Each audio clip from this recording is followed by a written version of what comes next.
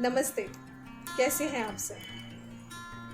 आज मेरे बच्चों के स्कूल से मैसेज आया है कि उनकी समर वेकेशन स्टार्ट हो गई है। मुझे तो यही समझ में नहीं आया कि ये स्कूल कब गए थे।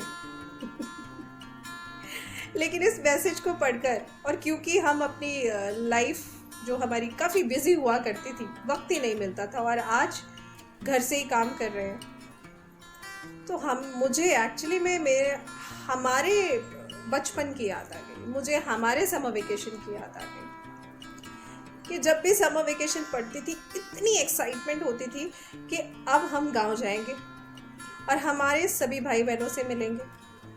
और सबसे बड़ी बात, सबसे बड़ी मज़े की बात जो हुआ करती थी इसमें, वो ये कि धूप में खूब घूमेंगे, बाग में, खेत में, और अपनी मर्जी से, अपने हाथों से, अपने बाग से आम तोड़ तोड़ कर खाएंगे, क्योंकि उसका मज़ा ही कुछ और होता है। लेकिन आजकल अगर आप बच्चों को धूप में 10 मिनट के लिए भी छोड़ देंगे ना, तो बच्चे तो बाद में परेशान होंगे, पहले हम ही परेशान होना शुरू हो जाते हैं।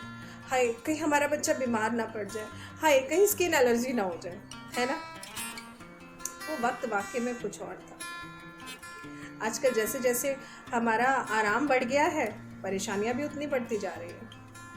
खैर, आज मुझे अपने पापा की ना एक बड़ी प्यारी सी बात याद आ गई। एक बार मैंने अपने पापा से पूछा कि पापा आप इतनी पूजा पाठ क्यों करते हैं, क्या मिलता है आपको। पापा बोलते हैं कि बेटा, जब हम बस में जाते हैं और सबसे पीछे की सीट पे बैठते हैं, तो हमें झटके भी बहुत ज़्यादा लगते हैं, धक्के भी बहुत ज़्यादा लगते हैं। तो मैंने कहा हाँ ऐसा तो है। फिर कहते हैं जैसे जैसे हम आगे की सीट पे बैठते हैं, जितना आगे आगे पहुंचते हैं, हमारे झटके और धक्के उतने कम हो जाते हैं। मैंने कहा हाँ आप सही कह रहे हैं। तो पापा कहते हैं कि बेटा, ये जो जीवन रूपी गाड़ी है ना हमारी, इसको भगवान चला रहे हैं। इनसे जितना पीछे रहोगे उतने ही झटके और उतने ही धक्के लाइफ में मिलेंगे, लेकिन इनके जितना करीब आ जाओगे ना, उतने ही झटके और उतने ही धक्के कम होना शुरू हो जाएंगे। जैसे जैसे करीब आओगे कम होने लगेंगे, और एकदम करीब पहुंच के तो सब कुछ ही खत्म हो जाएगा। सारे झटके, सारे धक्के आपके खत्म हो जाएंगे। बात छोटी सी है, लेकिन है बड़ी खास।